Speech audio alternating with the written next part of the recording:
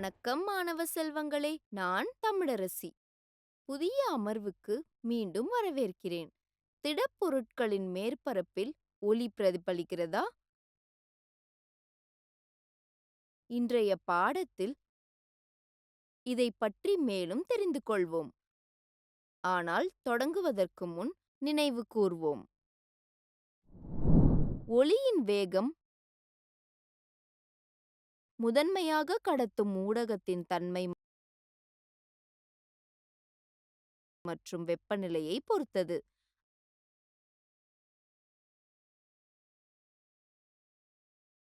அலையானது ஊடகத்தின் வழியாக பயணிக்கும் வேகம் அலைவேகம் எனப்படும். ஒலியின் சத்தம் என்பது காதில் உருவாகும் உணர்வின் அளவு என வரையறுக்கப்படுகிறது. ஒலியின் தரம் என்பது வெவ்வேறு இசைக்கருவிகளால் வெளிப்படும் இசைக்குறிப்புகளை வேறுபடுத்தி பார்க்க உதவும் பண்பாகும்.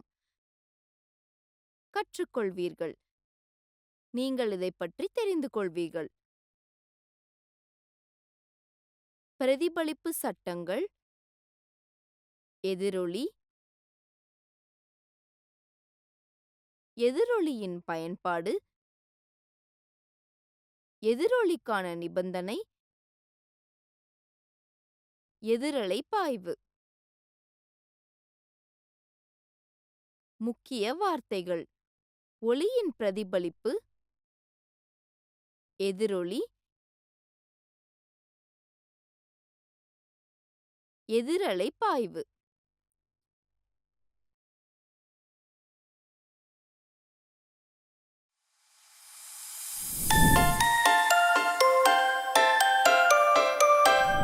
பிரதிபலிப்பு சட்டங்கள்.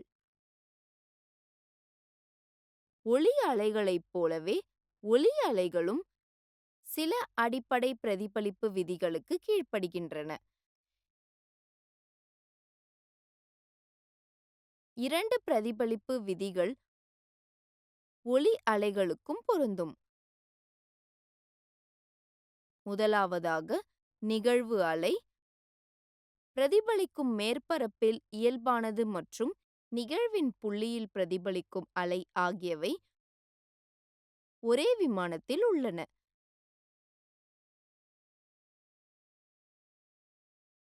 நிகழ்வுகளின் கோணம் கோணம் I பிரதிபலிப்பு கோணத்திற்கு சமம், கோணம் R. இரண்டாவது, பிரதிபலிக்கும் மேற்பரப்பை நோக்கி பயணிக்கும் ஒலி அலைகள் சம்பவ அலைகள் எனப்படும். பிரதிபலிப்பு மேற்பரப்பிலிருந்து மீண்டும் குதிக்கும் ஒலி அலைகள் பிரதிபலித்த அலைகள் என்று அழைக்கப்படுகின்றன. அனைத்து நடைமுறை நோக்கங்களுக்காகவும் நிகழ்வின் புள்ளி மற்றும் பிரதிபலிப்பு புள்ளி ஆகியவை பிரதிபலிக்கும் மேற்பரப்பில் ஒரே புள்ளி ஆகும். நிகழ்வின் புள்ளியில் வரையப்பட்ட ஒரு செங்குத்து கோடு இயல்பானது என்று அழைக்கப்படுகிறது.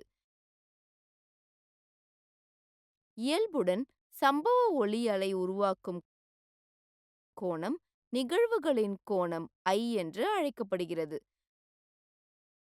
பிரதிபலித்த அலையானது இயல்புடன் உருவாக்கும் கோணம் பிரதிபலிப்பு கோணம் R என்று அழைக்கப்படுகிறது. எதிரொலிகள். எதிரொலி என்பது சுவர்கள், கூரைகள், மலைகளின் மேற்பரப்புகள் போன்ற பல்வேறு கடினமான மேற்பரப்புகளிலிருந்து அசல் ஒலியின் பிரதிபலிப்பால் மீண்டும் உருவாக்கப்படும் ஒலி.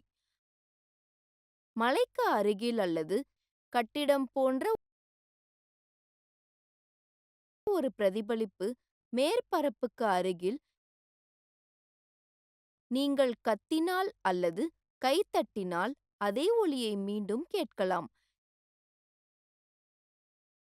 நீங்கள் கேட்கும் ஒலி எதிரொலி என்று அழைக்கப்படுகிறது. ஒலியின் பிரதிபலிப்பு காரணமாக எதிரொலி ஏற்படுகிறது.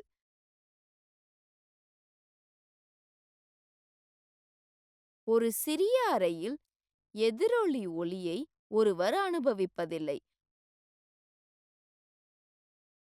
ஒரு சிறிய அறையில் ஒலி பிரதிபலிக்கவில்லை என்று இது அர்த்தப்படுத்துவதில்லை.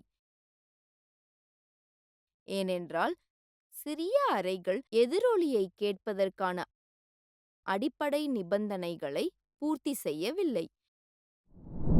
எதிரொலியை கேட்க தேவையான சில நிபந்தனைகள் உள்ளன. மனித காதுகளுக்கு கேட்கும் நிலைத்தன்மை 0.1 வினாடி. அதாவது 2 ஒலிகளுக்கு இடையேயான நேர இடைவெளி குறைந்தது 0.1 வினாடியாக இருந்தால் 2 ஒலி அலைகளை நீங்கள் தெளிவாக கேட்க முடியும்.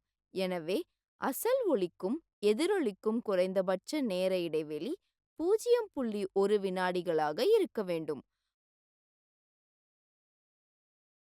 ஒலியின் மூலத்திற்கும் பிரதிபலிப்புக்கும் மேற்பரப்புக்கும் இடையிலான தூரம் இந்த சமன்பாட்டை திருப்திப்படுத்தும் போது மட்டுமே மேலே உள்ள அளவுகோல் திருப்தி அடைய முடியும்.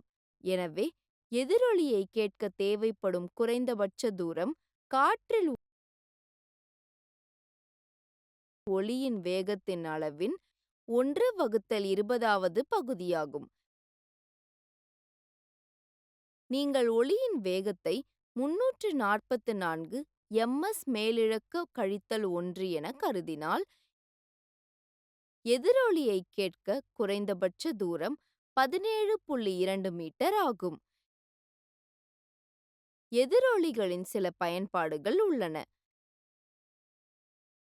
சில விலங்குகள் ஒன்றுக்கொன்று நீண்ட தூரம் தொடர்பு கொள்கின்றன. மேலும் ஒலி சமிக்ஞைகள் அனுப்புவதன் மூலமும் இலக்கங்களிலிருந்து எதிரொலியை பெறுவதன் மூலமும் பொருட்களை கண்டறிகின்றன. மகப்பேறியல் அல்ட்ராசோனோகிராஃபியில் எதிரொலி கொள்கை பயன்படுத்தப்படுகிறது.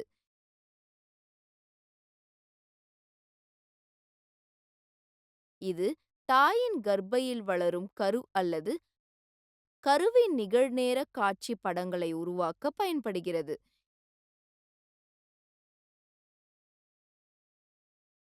இது ஒரு பாதுகாப்பான சோதனை கருவியாகும். ஏனெனில் இது தீங்கு விளைவிக்கும் கதிர்வீச்சுகளை பயன்படுத்தாது. எந்த ஊடகத்திலும் ஒலி அலைகளின் வேகத்தை தீர்மானிக்க எக்கோ பயன்படுத்தப்படுகிறது. எதிரலை பாய்வு. ஒரு பெரிய மண்டபத்தில் உருவாக்கப்படும் ஒலியானது அது இனி கேட்க முடியாத மதிப்பிற்கு குறைக்கப்படும் வரை சுவர்களிலிருந்து மீண்டும் மீண்டும் பிரதிபலிப்பதன் மூலம் தொடர்ந்து இருக்கும்.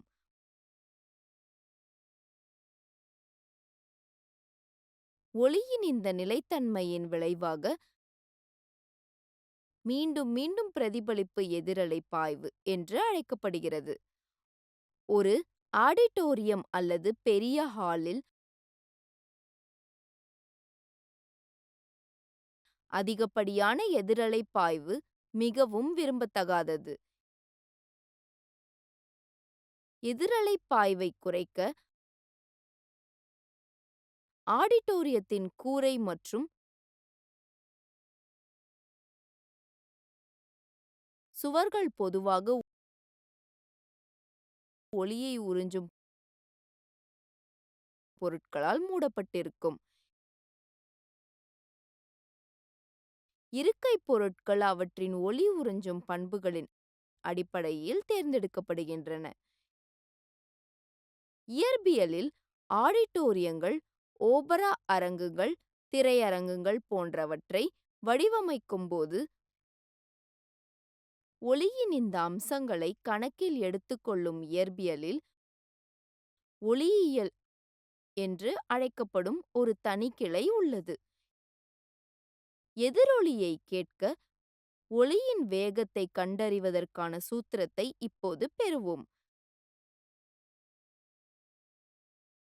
மூலத்திலிருந்து தடைக்கு ஒலி பயணிக்கும் தூரம் ஈடு d. பின் தடையிலிருந்து மூலத்திற்கு ஒளி பயணிக்கும் தூரம் ஈடு d.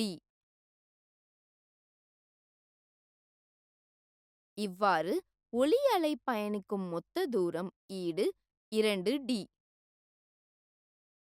எதிரொலி நேரம் t நொடியாக இருக்கட்டும். வேகம் 2d ஆல் tக்கு சமம். ஒளியின் பல பிரதிபலிப்புகளின் பயன்பாடுகள். இசைக்கருவிகள், மெகாஃபோன்கள், அதிக ஒலி எழுப்பும் ஒலிபெருக்கிகள், ஹார்ன்கள், நாதஸ்வரம், ஷெனாய் மற்றும் ட்ரம்பெட் போன்ற இசைக்கருவிகள் அனைத்தும் ஒலியை அனைத்து திசைகளிலும் பரப்பாமல் ஒரு குறிப்பிட்ட திசையில் அனுப்பும் வகையில் வடிவமைக்கப்பட்டுள்ளன. இந்த கருவிகளில் ஒரு கூம்பு திறப்பைத் தொடர்ந்து ஒரு குழாய் ஒளியை அடுத்தடுத்து பிரதிபலிக்கிறது. இது பெரும்பாலான ஒலி அலைகளை மூலத்திலிருந்து முன்னோக்கி பார்வையாளர்களை நோக்கி வழிநடத்துகிறது. ஸ்டெதாஸ்கோப். ஸ்டெதாஸ்கோப் என்பது உடலில் ஏற்படும் ஒலிகளை கேட்க பயன்படும் ஒரு மருத்துவ கருவியாகும். ஸ்டெதாஸ்கோப்களில் இந்த ஒலிகள் இணைக்கும் குழாயில் நடக்கும் பல பிரதிபலிப்புகளால் மருத்துவரின் காதுகளை அடைகின்றன.